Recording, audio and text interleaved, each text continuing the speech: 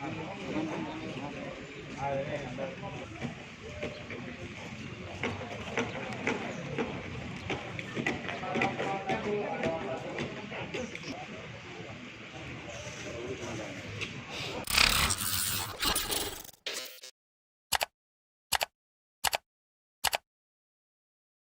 nanti pada saat kegiatan di dalam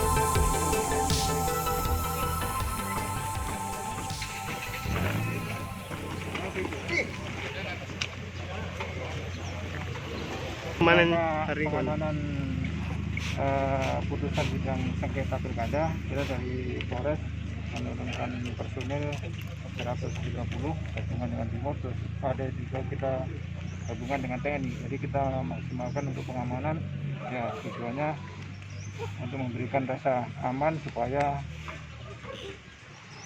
persidangan lancar, kemudian tidak ada gejolak di masyarakat dan semua bisa menerima apa yang menjadi nanti putusan di sidang sengketa.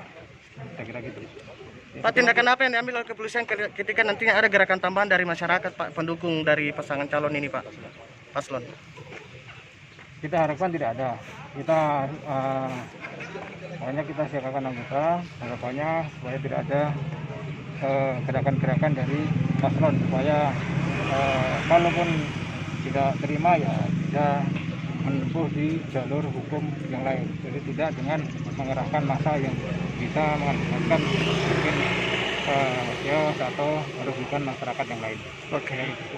Dengan anggota untuk menjaga keamanan supaya yang melaksanakan sidang aman dan lingkungan sekitar juga aman. Jelas akan ada tindakan tegas kemudian kalau ada yang mencoba memicu. Kalau ada yang melakukan kriminal ya pasti akan kita proses sesuai aturan hukum.